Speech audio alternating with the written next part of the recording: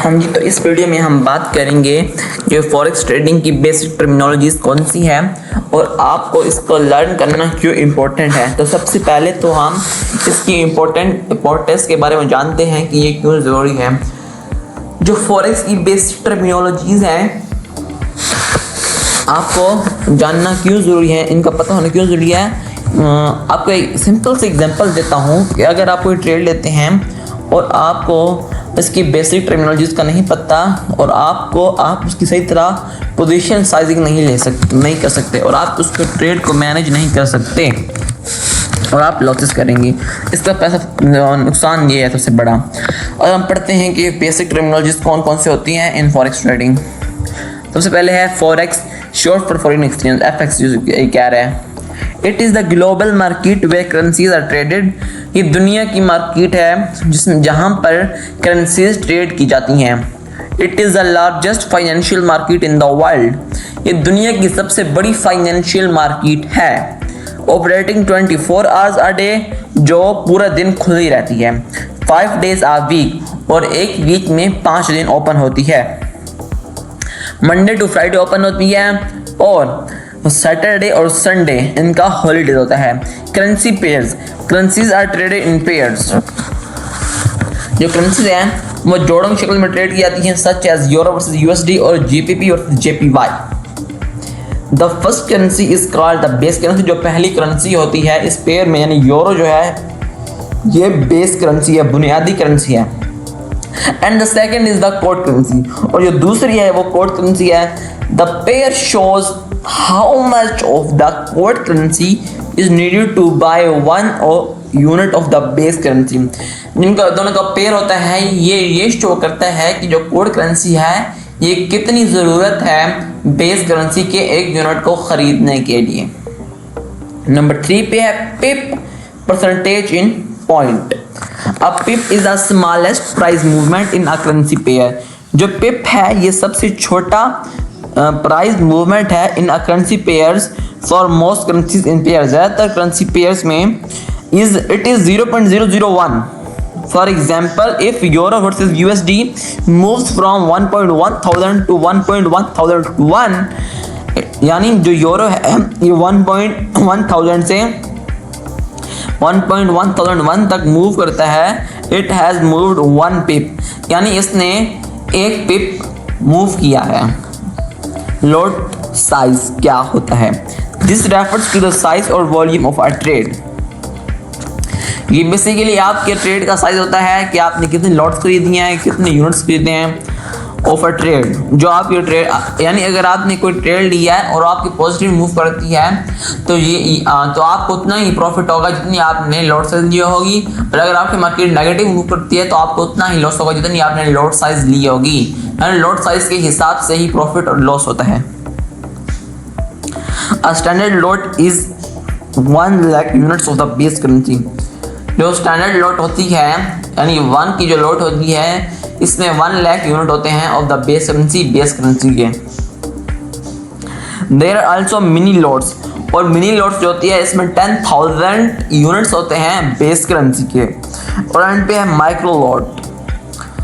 ये होती है सबसे छोटी लॉट होती है और ये 0.1 होती है और ये 1000 यूनिट होते हैं ऑफ द बेस करेंसी। और सबसे छोटी जो होती है ये माइक्रो लॉट होती है, ये होती है 0.01। यानी अगर आपको भी ट्रेड लेते हैं, आप 0.01 का लॉट साइज लेते हैं तो जो ट्रेड है वो आपकी पॉजिटिव मूव करती है $1, तो आपको $1 का ही प्रॉफिट होगा और आपको $1 का ही लॉस होगा अगर मार्केट आपके नेगेटिव मूव करती है। और दूसरी पे है mini lot. Mini lot basically क्या होता है, ये 0.1 की लॉट साइज होती है। अगर आपने समझे ट्रेड लिया है और जो मार्केट है वो आपके $1 पॉजिटिव मूव कर दी है और आपको $10 का प्रॉफिट होगा। अगर मार्केट आपके नेगेटिव $1 मूव करती है तो आपको $10 का लॉस होगा। और सबसे जो स्टैंडर्ड लॉट है उसके होती है 1 की लॉट साइज होती है। इसमें 1 लाख यूनिट होते हैं ऑफ द बेस करेंसी के।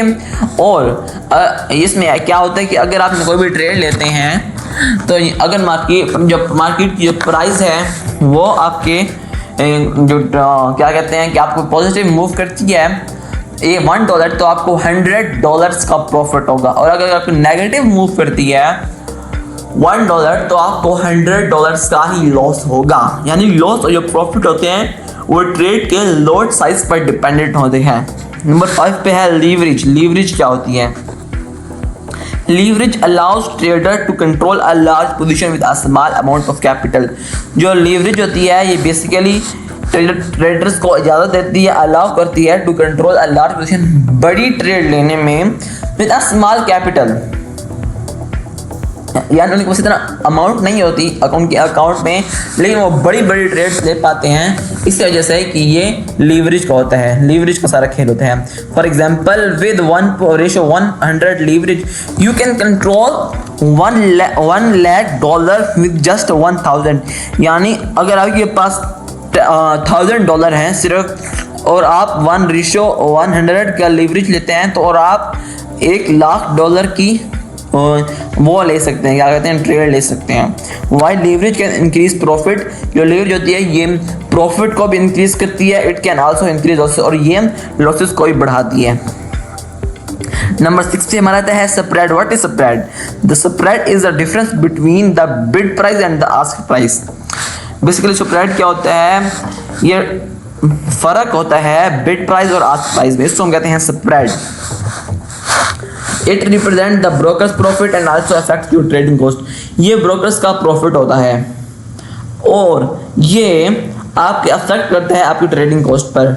इतना ज़्यादा नहीं होता है। अगर आप यानी मैं आपको एग्जांपल लेता हूँ, आप 0.01 की ट्रेड लेते हैं, बाय में लेते हैं, सेल में लेते हैं, तो आप जैसे ही ओपन करेंगे अगर मार्केट ऊपर या नीचे मूव नहीं होती एक भी पॉइंट, और आपको शुरू में 0.25 इतना समथिंग 0.20 इतना आपको लॉस होगा, चल रहा होगा आपको पहले से ही, अगर आप सेल में लेते हैं या बाय में लेते हैं। इसको कहते हैं स्प्रेड।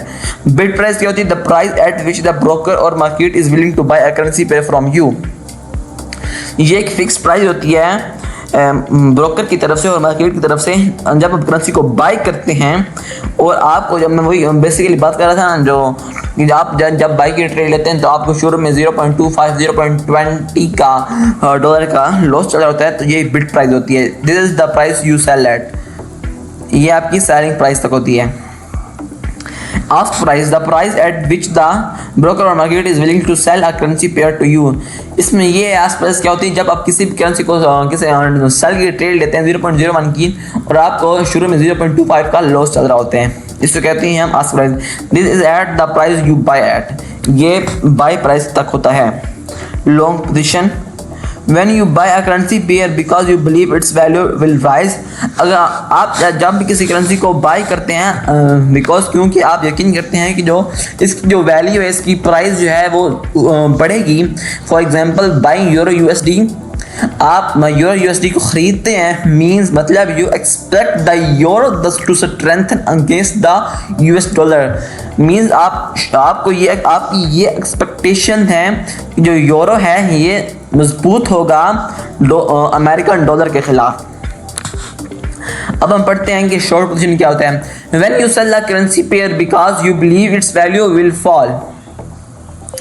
जब आप यकीन करते हैं, जब आप किसी भी करेंसी पेयर को सेल करते हैं और क्योंकि आप यकीन रखते हैं कि ये गिरेगी नीचे को, इसकी प्राइस और वैल्यू है। For example selling GBP versus USD means you expectation British pound to weaken against the US dollar. यानी जो आपकी जो एक्सपेक्टेशंस हैं वो ये हैं कि जो ब्रिटिश पाउंड है ये वीकन होगा, कमज़ोर होगा against the US dollar, American dollar के खिलाफ। नंबर 11 पे आता है margin. The amount of money you need in your trading account to open and maintaining a leverage position, it acts a security deposit. जो आपके अकाउंट में पैसे होते हैं, जो आपकी अमाउंट होती है, नीड जो आपकी जरूरत होती है इन your trading account and maintaining a leverage, और लेवरेज को मेंटेन करने के लिए पोजीशंस को, it acts a security deposit. ये आपको सिक्योरिटी डिपॉजिट की तरह अमल करता है। बेसिकली ये आपकी अमाउंट है जिससे आप ट्रेड लेते हैं। नंबर 12 पे है stop loss, an order that automatically close your trade at a specific price to limit your losses if the market moves against you। ये स्टॉप लॉस बेसिकली क्या होता है, जब आप कोई भी ट्रेड लेते हैं, अगर आप उसके साथ स्टॉप लॉस लगाते हैं, आपने ये सोचा होता है कि जब प्राइस इस प्राइस पर आएगी, जब प्राइस इस पॉइंट पर आएगी तो आप जो है जो ट्रेड है क्लोज कर देंगे। तो स्टॉप लॉस बेसिकली क्या होता है कि ये ऑटोमेटिकली क्लोज हो जाता है। आप जब स्टॉप लॉस लगाते हैं ना, आपने सोचा होता है कि जब मार्केट यहाँ दिखाएगी तो मैं लॉस कट कर दूंगा, आपको साथ बैठने की ज़रूरत नहीं पड़ती, आप स्टॉप लॉस लगा देते हैं। एक कभी कभी ना मार्केट वोलेटाइल होती है, तो मार्केट बड़ी बड़ी कैंडल्स बनाती है और आपको जो लॉस होता है आप ट्रेड क्लोज ही नहीं कर पाते। तो इसका जो अच्छा हल होता है ये होता है कि आप स्टॉप लॉस लगाते हैं, जो आपकी उस स्पेसिफिक पॉइंट तक आते जैसे ही मार्केट आती है तो आपका जो स्टॉप लॉस है वो क्लोज हो जाता है, आपको जो ट्रेड है वो क्लोज हो जाती है। नंबर 13 पर है टेक प्रॉफिट, टीपी भी से हम कहते हैं, उसको स्टॉप लॉस को हम एसएल भी कहते हैं। An order that automatically closes your trade at a specific price to lock in profit when the market moves in your favor। ये होता है कि जब मार्केट आपके प्रॉफिट में मूव कर रही हो, आपकी पॉजिटिव मूव कर रही होती है और आपने एक रखी होता है पॉइंट कि जब प्राइस इस पॉइंट पर आएगी तो मेरा जो प्रॉफिट है ये क्लोज हो जाएगा, खुद ब खुद ऑटोमेटिकली जो मेरी ट्रेड है वो क्लोज हो जाए। तो कभी कभी मार्केट ऐसा होता है कि मार्केट अपना हाई मार के फिर विक बना देती है और नीचे जाती है, तो इसका हल यही होता है कि आप अपनी वो लगा के बैठते हैं, क्या कहते हैं कि आप अपना टीपी लगा के बैठते हैं और आपकी ट्रेड ऑटोमेटिकली क्लोज हो जाती है। नंबर 14 पे हमारा है broker, a company or individual that provides access to the forex market and the execute trades on behalf of client. यानी ब्रोकर बेसिकली क्या होता है, ये एक प्लेटफॉर्म होता है जो आप एक कंपनी होती है जो आपको प्रोवाइड्स करती है, जो आपको फॉरेक्स मार्केट में ट्रेड करने की एक्सेस देता है और एग्जीक्यूट ट्रेड्स और आपको ट्रेड्स करने की इजाज़त देता है ऑफ क्लाइंट्स की भी। वोलेटिलिटी क्या होती है, refers to how much the price of currency pair moves over a certain period. यानी मार्केट जब ज़्यादा मूव कर रही होती है, बड़ी बड़ी कैंडल्स बना रही होती है, high volatility means large price swings which can increase both risk and opportunity. यानी जब मार्केट अपने हाई वोलेटिलिटी में होती है, यानी ये बड़ी प्राइस मूविंग हो रही होती है इसमें, तो इसकी जो होते हैं रिस्क और अपॉर्चुनिटी जो है वो बढ़ जाती है। नंबर 16 पे हमारा आता है liquidity indicates how easily a currency pair, आप किसी भी करेंसी को इंडिकेट कर पाते हैं, कैन बी बॉट और सोल्ड, जब आप किसी करेंसी को खरीदते और बेचते हैं कर सकते हैं विदाउट अफेक्टिंग इट प्राइस, इसकी प्राइस की अफेक्ट होने के बगैर। Major pairs like your USD and very liquid. Technical analysis, the study of the past price movement using charts and technical indicators to predict future trends and price behavior। यानी आप जो price की पुरानी movement होती है उसको आप देखते हैं यूजिंग चार्ट्स देखकर एंड टेक्निकल इंडिकेटर्स, आप इंडिकेटर्स यूज करते हैं टू प्राइस प्रेडिक्ट, और आप प्रेडिक्ट करते हैं फ्यूचर को ट्रेंड्स एंड प्राइस बिहेवियर। ठीक है, इसमें इस तरह नहीं होता कि आपको इसमें फंडामेंटल मूव्स नहीं करते, इसमें खाली टेक्निकल जो होता है, यानी जो इस तरह नहीं न्यूज़ वगैरह की वजह से नहीं, जो आप खुद अपने आप से एनालाइज करते हैं उसको हम कहते हैं टेक्निकल एनालिसिस। फंडामेंटल एनालिसिस क्या होते हैं, इन्वॉल्व्स एनालाइजिंग इकोनॉमिक इंडिकेटर्स, यानी इसमें जो होते हैं इकोनॉमिक इंडिकेटर्स यूज होते हैं, न्यूज़ होती हैं, न्यूज़ एंड इवेंट्स होती हैं, लाइक इंटरेस्ट रेट्स होते हैं और जीडीपी होता है, to determine strength of a currency.